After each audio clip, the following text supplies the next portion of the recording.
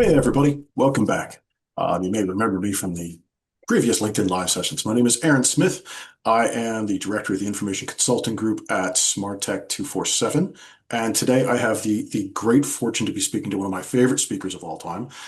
This is Ronan Murphy, and I'll have him introduce himself. Hi, Aaron. Thank you for the introduction. The opportunity to speak here today. I'm Ronan Murphy. I'm the Chief Data Strategy Officer in Forcepoint.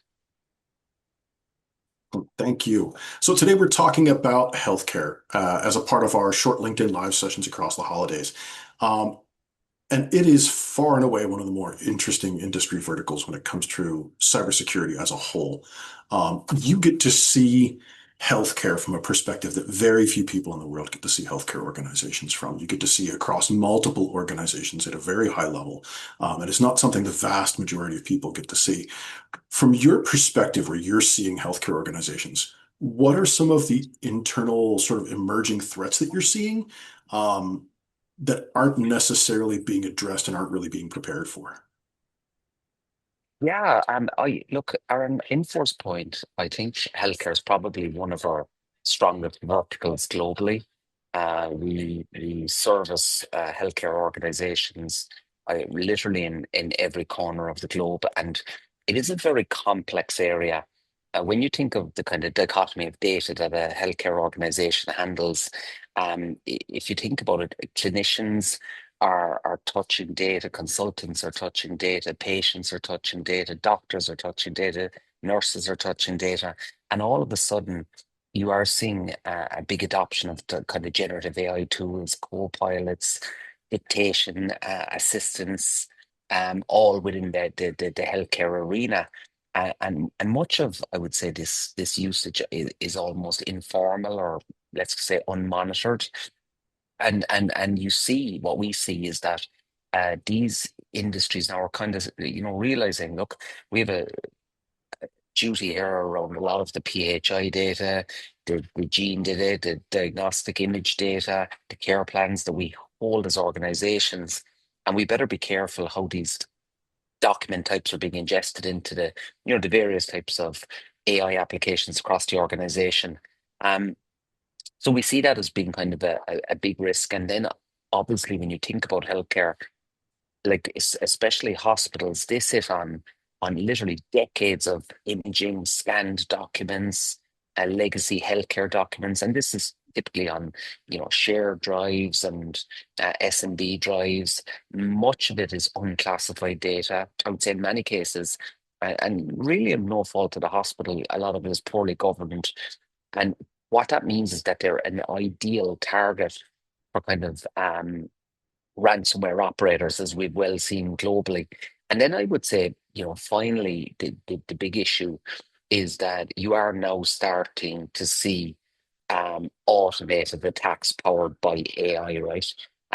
We saw in the last kind of 2 weeks, Anthropic have come out and they've said that they saw an orchestrated attack by a Chinese state-sponsored group, GTG 1002, I think they were called. Don't hold me to that. And they demonstrated kind of an unprecedented level of um, autonomy and AI capability, which is really interesting. And I think that that's going to be, back to your question, some of the types of attacks that the healthcare industry is going to have to wrestle with over the coming months and years. That's I really like you moving into the AI realm. This is one of those things that very often comes up as the most common buzzword. But the simple truth is it is much bigger than a buzzword, right? It is fundamentally a tool that's changing the way that we're working. It's changing the way that adversaries are working. It is all over everything. From an AI perspective, what do you see as the biggest misconceptions that healthcare leaders have about how it can impact cybersecurity, both from the positive and the negative side? Yeah, look. The one thing about AI, when you think about it, right? AI is a very it's almost like an insidious technology, right? It finds its way into your organization in many different ways, right? It's not just the chat GPTs of this world, it's LLMs, it's AI applications or native applications, it's applications being retrofitted with AI, it's co-pilots, it's dictation assistants, it's large language models that you use for research and development. And even industries like radiology, I mean, all of that's being now done by AI. And but the one thing you must remember about AI, the oxygen, the fuel, the blood of AI is your data, right? And I think the misconception that I see in most cases is that um, leaders in healthcare, their predominant objective is, preservation of life and delivering good health, right? Um, and in many cases, I think they don't put enough emphasis on, the data layer within their business and how important that is. And they kind of come to a consumption, and naively or otherwise, that look, all of our data is sitting in electronic health records, and we've kind of we've built a moat around that, and it's super secure. But the reality is that in hospitals, just due to the nature of what they deliver in terms of health and the amount of stakeholders that touch that data, the reality is between 70 and 80% of sensitive data sits outside of your kind of your walled garden of EHR data. And you tend to see that there's a lot of uncontrolled copies of PHI, there's over permissioned access, there's unknown data flows into AI systems. Um, and that creates a huge risk in terms of data compliance. Um, and I think it's something now that these organizations are looking at, and they're starting to say, you know what, given the prevalence of this type of data hungry technology across our estate, data is really something we got to get our arms around. And look, Aaron, you know better than anyone. You're one of the single best kind of governance data leaders I've ever had the pleasure to work with. And trying to apply policies or governance guardrails around data in a hospital, I would say is arguably probably one of the most challenging verticals compared to, if you look at a very regimented sector like financial services. Healthcare is a completely different ball game. So I think data is the big challenge or the big misconception about how ready healthcare organizations are to embrace this very powerful technology and operationalize it safely and securely in line with their policies. I'm not sure if you've a perspective on that. I agree with you 100%. I think is, for a long time, we have been saying that data is at the center of cybersecurity. Data is at the center of everything. But the truth is, the tools for a really long time didn't make that possible, right? The concept was sound, but we didn't have tools that made that really possible. Let's be honest, your endpoint devices they're alert based. They weren't data based, right? They weren't based on the concept of looking for specific kinds of data. So one of the things that I think has really changed in the last 3 to 5 years is the tooling has gotten so much dramatically better. And a ton of the folks in the healthcare industries, I don't think really see how much that tooling has changed and how much easier it can make their lives yet. So I'm really interested to see sort of how that expands outward. I do have a question for you though. We talk about how challenging understanding data is within healthcare. And for the bigger organizations, I think they've got an easier lift in this in some regards. Yes, they have a lot more data, but they also have usually significantly larger budgets to throw at it, right? They can put their money in for the expensive folks and the expensive time and make it happen. What do you think about what are the things that the smaller clinics and like regional hospitals can do to get some kind of real cyber resilience out of their steps moving forward? If they can't, if they can't put a giant program behind everything that they're doing and throw tools and tools after their data, what can they do from that perspective of the smaller organizations to really improve their data security? Yeah, look, that's a great question, right? When you think about whether you're a large healthcare organization or you're a smaller healthcare organization, the reality is the sensitivity of the data you're holding is just as important, right? So therefore, you could arguably say that, they, because of their budgets or the size of their teams, they arguably possibly have more risk. But the advances in technology that has arrived in the market now, technologies like data security posture management allows even smaller organizations to really solve this problem. very efficiently, very effectively. And I think when you think about data, you have to look at this from a very pragmatic standpoint, right? I often use the analogy, right? If somebody breaks into your house, right, you don't arrive home from the cinema, your house has been broken into, and say, "Oh my God, did they rob the toaster?" Right? You kind of, you run upstairs and see if they got if they stole all of your bling, Aaron, right? All of your Rolex watches or whatever else it is you have, right? That you consider most valuable. It's a bit like that when you think about a healthcare organization, except in the terms of data. What assets are most valuable? And typically, it's PHI data, it's PII data, it's data that relates to your customers or your patients, right? And that's a large percentage of your data, but it's not all of your data. So what we see is that using technologies like Forcepoint DSPM, you have the ability to look at your on-prem data, look at your collaboration tools, look at your cloud assets, understand where that PHI data is, understand what risks are associated with that PHI data, and then make very pragmatic, informed decisions on how you can mitigate that risk or even how you can operationalize initiatives like AI, for example, across that business. And that has become, I would say, very cost effective for small to mid-sized type healthcare organizations who want to ensure that they're also doing a good job across their data estate. And much of that is now automated or powered by AI. I would still say though, it does come with a caveat. They still probably do need an Aaron who kind of comes in and gives direction because these tools have become so powerful and so effective at giving you granular visibility. It's how do you eat an elephant? It's kind of one bite at a time. And if you make good decisions around your data, you can really get powerful return on investment in terms of that program of work. And I've seen you do that with many healthcare organizations, in fact, and making sure that data program is operationalized in a kind of a manageable program of work. That's an excellent answer. I'm going to ask you a really unusual one. So one of the things, and I think being a vendor, this is a concern that you guys face from customers all the time. Um, every time we talk about healthcare, particularly as we talk about the move away from managing things on-prem, things are moving to the cloud. That's been going on for decades. But they're also moving toward merging vendors and all kinds of interesting things that are occurring within the IT space.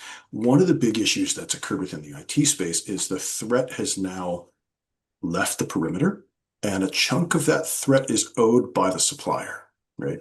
And this enters into this really interesting space where third-party vendors and partners introduce a new kind of risk that hasn't been prevalent in the past. But since SolarWinds, right, I think it's been very front of mind for a lot of organizations. What strategies do you think healthcare organizations can start to adopt to start looking at how to manage those third-party risks? Yeah, look, it's that's a loaded question, right? There's a lot of Yeah, different moving. yeah, that's There's, a long there's answer, right? it, Yeah. yeah, I guess it depends what lens you're looking at it through, right? But obviously, when you think about when you think about SolarWinds or some of these very large vendors who've had, let's say, a compromise in their code base, you've kind of had the whole area of SBOM, right? The bill of materials that's going into your third party vendors, right? A big emphasis on that now. And obviously, if you're bringing in a third party supplier, you want to make sure that they're well recognized for having good standards in terms of how they build their code and quality check it and red team it and all that sort of stuff, right? Um, I guess from my perspective, I spend a large amount of time dealing in the healthcare sector with organizations that are looking for ways to securely operationalize their data to share it with third-party vendors, right? And those third-party vendors, I would say the fastest growing area are vendors where the data is being ingested into some flavor of AI model. And that AI model might be sitting in an application in a multi-tenant environment on Amazon or Oracle or Google or Microsoft. It might be an application that's sitting at the heart of your network, like Microsoft Copilot, and it's looking at all of your meetings and all of your emails and all of your document stores. But everybody in the organization has access to Copilot. Um, and where we spend an awful lot of our time is trying to ensure that the correct guardrails are around that data as it's being ingested into those systems. So you know who has access to it, you know how it's being shared, and you know which data you can allow into these systems or not allow into these systems. What I would say, Aaron, is what I typically see um, is that how organizations are classifying data, and this will probably resonate with some of the people who are listening in, is they typically do it through a manual process using, technologies which are good, like Microsoft Purview. But the reality is humans tend to gravitate towards the path of least resistance, right? They'll classify documents as what's ever easiest for them to do their job right. And that was fine up to a point in time where it kind of demonstrated compliance and maybe helped with things like DLP and so forth. But almost overnight, that is no longer sufficient because how you now determine how any AI systems work is by the kind of classification of your data or the least privilege policies associated with your data. And misclassified data is a big problem. It represents a huge risk. It represents, in my opinion, a bigger risk than ransomware right now for healthcare organizations. So we're seeing a resurgence by these organizations to look at the data and say, well, you know what? Up until 2020 or 2021, this was fine classifying our data. Right now, we want to be in a position um, that we ensure that the actual classification labels and tagging across that data is actually really accurate and in line with our policies, because that's super important for any of these AI initiatives or third-party vendors who are hungry for data in order to deliver the return on investment across these products. And that could be radiology, that could be HR, that could be finance, that could be research and development. There's a whole pile of different departments that are data hungry because of these AI models. So I hope I didn't avoid answering your question, but if you asked me right now, was I more concerned about the bill of materials in a large vendor who were coming in to deliver some software to the business, or was I more worried about what data was being shared into that model? I would be far more concerned about ensuring that the correct policies were in place and the correct data discovery classification was attached to the data that we wanted to share with it, so that we didn't find ourselves in a position where we had leaked a whole pile of data just because we didn't have those granular controls. And I would finish up by saying that that's in the entire infosec industry. That is the fastest growing area of the entire sector right now, where companies are looking at that data layer for the reasons we've discussed today, and asking the question, are we in a good posture position at the data layer to make sure we can get the most from these tools? Let me ask you one last question. I know it's getting a little bit late in the time, but I'd love to ask you one more question. I apologize. Once I get someone on that I'm interested to talk to, I have a tendency to keep asking questions. So I have a couple of good ones left, but I'm going to ask you one more.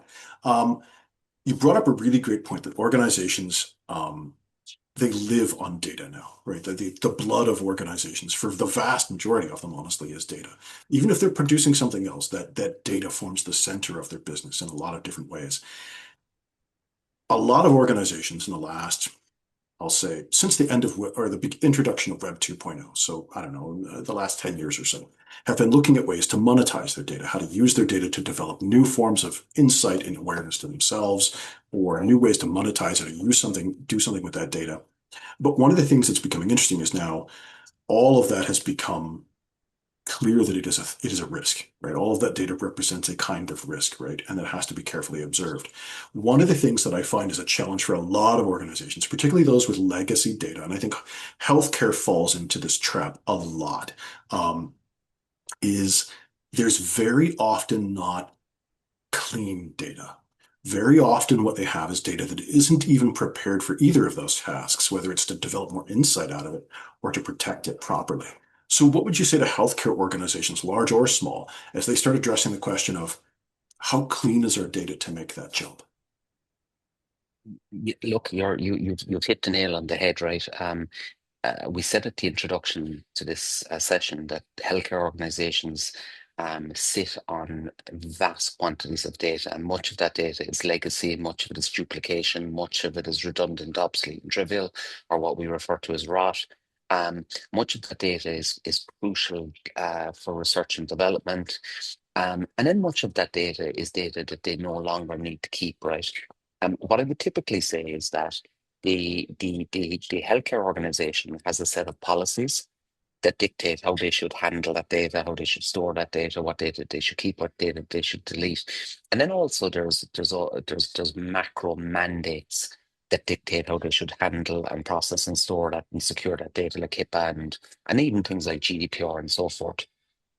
Um, the problem has been, and again, everyone listening will I'm sure this will resonate with them, lack of resources.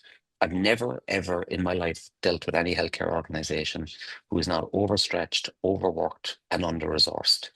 And we're growing this mountain of data, which is continually just growing and growing and growing. And the good news is that technology has evolved in a way with the likes of data security posture management, which has caught up and it's now giving that capability to drill down into that data at a very granular layer. And then when guys like you are involved, helping to architect a program of work that is very manageable from a deployment perspective. One of the challenges I see is where somebody will come and say, I want to fix all of my data. I want to fix all of the data in my SMBs. I want to fix all of the data in my NetApp. I want to fix all of the data in my SharePoint, my OneDrive, my Dropbox, and I want to fix all of the data in the cloud. Um, uh, th- I have not seen that done. But what I've seen done very successfully is where organizations come in and they have a very systematic program of work to start addressing this eat the elephant one bite at a time. Where do we discover our PHI data? Which PHI data do we want to keep? Which PHI data do we want to delete? Which data is in line with our policies? Which data represents risk because of duplication, access, retention, whatever it might be? And then how do we start working through this as a process? I often think about data. It's a bit like vulnerability management. It never ends. It's an ongoing process that's going to be with us forevermore. And I do believe a lot of CISOs and a lot of data professionals, their job is now evolving.